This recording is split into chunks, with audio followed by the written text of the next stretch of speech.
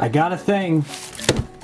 You might be wondering why I got this thing. Let me explain. If you've watched my videos, you know I talk about some wireless headsets here and there. Somewhere around this house are the horrendous excuse for a pair that are Raycon. But this pair by AKG, terribly named N400NC, I heard a lot about being a very good pair. I just never had a real reason to check them out. They're in that mid 100, 150 range, and it's not like my primary video content on YouTube is reviewing headphones. However, I was alerted that on AKG's website, these were under $50. For something that many have argued are the same quality as like the AirPod Pros, or at least close. I had to see if that's true. I mean, Raycon charges like $60 to $70 for their pieces of crap. $50. I haven't even listened to these. I can already pretty much guarantee they're gonna sound better than Raycon's. This is an elaborate setup in this box. It's a big case. It's a fatty, chunky boy. So I'm guessing if they're making a new model, they're gonna try to shrink this boy down.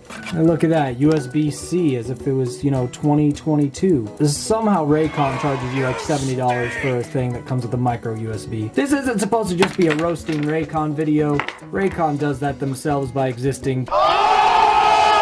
Alright, how do you want me to get these out of here? At least I only have to do this once. Alright, here's the guys. So we're gonna go ahead and see what these boys sound like. So getting this thing synced and set up was as simple as you would think. You just open up the thing, it finds your Bluetooth on your phone, and you're ready to go. I did end up downloading the AKG app. The app itself is competent enough. It's got your noise canceling, talk through, and other things. Wow. But the gestures on the actual buds, as many of these buds tend to be, don't work that well, except for play and pause. Found that the default chassis around the ear, whatever you want to call it, was not very comfortable, so I switched to one of the alternates, and it felt a lot better. They also come with these memory foam guys, which are basically earplugs. Aside from listening to a slew of music on these, I also just use these to watch some YouTube videos of my favorite tech creators and other things, just to kind of get a full range of sound from these guys. So what's the verdict on these boys? Let's start with the negative. They're not like super user-friendly, and it seems to be completely reliant on this case to know whether or not you're using them. So I would imagine if this case doesn't have battery, it might have trouble knowing that you're not using the headphones. That could be an issue. And form factor of these buds, these are not super comfortable. You're gonna know you're wearing them. When it comes to software, convenience, simplicity, comfort, all of that, the AirPod Pros still reign greatly supreme. So that brings us to the good. First of all, the price is insane. And sound. What you get headphones for is how they sound. These sound incredible. The noise canceling is perfect.